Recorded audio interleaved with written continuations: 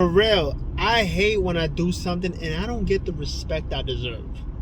See, I'm on TikTok now. Now my shit is not blowing up and shit. I'm not getting thousands and thousands of views on TikTok. But I do see that people who got like 10 to 15,000 followers, I get as much views as them, which is around 3 to 400, 500 views a video. So I've been on TikTok. But I don't get what I deserve, man, from that. But anyways, it doesn't matter. So yo, why am I making this video? I've been off this channel for so long. I completely forgot because I noticed, man, I throw out videos. I think the last one that got even some kind of little bit of traction was the one about the little girl who was lost.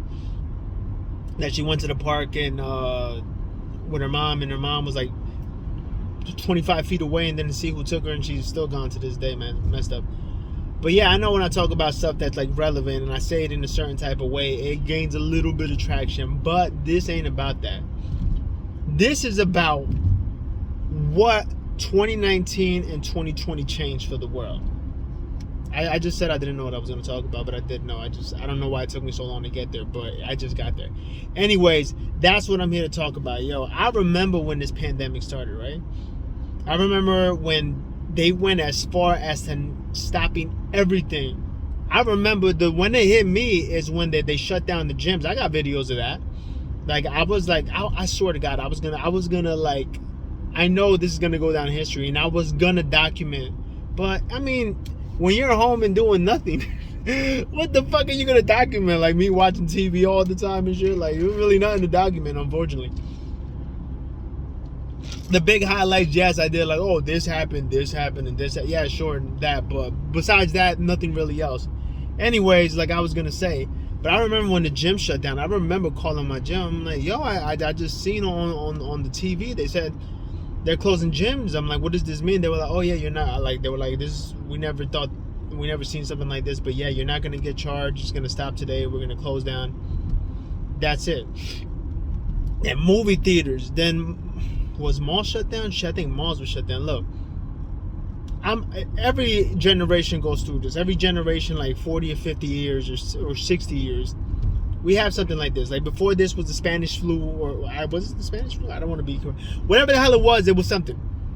But every generation has something, and this was our generational thing. Like this is like a whole, almost an entire year where everything was shut down.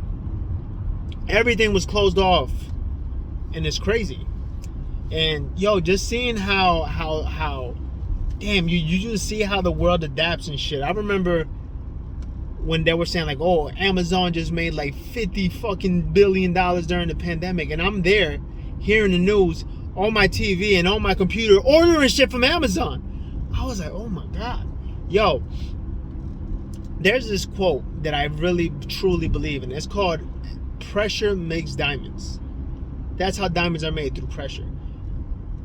When you have a chokehold, well, not a chokehold, but a fucking like a tough time, it makes you think in other ways that you never would have thought of in the first place. If everything's going comfortable, like there's a lot of rich people in the world, and even let's just talk about this country, USA. There's a lot of rich people. How many of them do you actually know about off the top of your head? Maybe the guy who owns Amazon. Maybe that motherfucker who makes the Tesla cars. Maybe Bill Gates. Maybe Oprah. Like billionaires, right? There's a lot more billionaires. Oh yeah, and of course Trump. But there's a lot more billionaires than that. There's a lot more. There's fucking hundreds more. You don't hear about them because, you know what? If you don't want to, be in the spotlight, or you don't give a fuck about that, and you just want to live your life, what is there? But you know who do you hear more of? The stories of struggle, and the stories of people who come out of that struggle and do shit. Now, granted, not everybody wants to be in the spotlight. Not everybody wants to do something like acting or music or Olympic sports or some shit like that. Not everybody wants to do that. I completely understand that. Not everybody wants to do that. There's actually some people in the world who just want to, live a quiet life and get by and be a bystander, which is fucking great. As I grew older, I'm starting to understand that the the joy of just living. That's it. Like, you don't have to have an audience. You don't have to fucking have people ooh and ah you and all that shit. None of that shit. You could just live a life and be happy and whatever. Since my son was born, I've experienced that. Like, he was born in 2017. It's 2021. I noticed that I slowed down in a lot of shit, like making music, doing these kind of videos, really slowed down and shit. Like, even though I'm on TikTok fucking around and shit, because I do that when I'm bored, but overall I slowed down because I've noticed, my shit keeps getting, I've noticed the fucking beauty of just having things simple. Not that I followed this pattern, because in 2017 when my son was born, this movie wasn't out yet. But I hate to bring this up because I bet you don't know me. I'm a huge fucking Marvel fan. But in the movie Endgame, when Tony Stark is just raising his kid, he stopped doing shit for 5 years just because he was just a dad. That's it. Like, that was enough at the time, and he was willing not to do shit just to keep that intact. Like, yo, I felt that. I'm content with just being a dad. Like, I don't think about, like, I don't give a fuck about shit anymore. Like, I let so much shit slide off me. As long as you don't fuck with my kid, I don't care no more. I used to be vengeful and shit, and fucking like kind of like a fucking spiteful person. Ever since my son's been born, I don't care no more. Nothing really gets to me. Like, nothing really like fucking triggers me or makes me mad. I just don't care anymore. I'm really content with just being a dad. Like,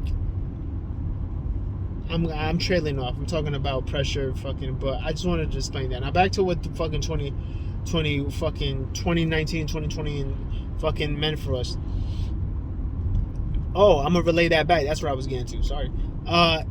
It made people stay home, and it made people just appreciate the simple shit. A lot of people stayed home. Not everybody. There was people who were working through the pandemic, I understand. But a lot of people just stayed home and started to enjoy the simple things, just life. If your job paid you to stay home, guess what? And there was nowhere to go and everything was closed down, you were staying home with your family. Not like I said, my son was born before the pandemic, but during the pandemic, he hasn't gone to school yet or anything. But yeah, like, that's what I think the pandemic did for us.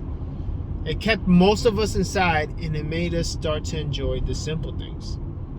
And not everything has to be so complicated. Not everything has to be like, oh, I want to do this to get that and the third. No, you could just actually just be with your family and fucking live life. That's actually enough, you know?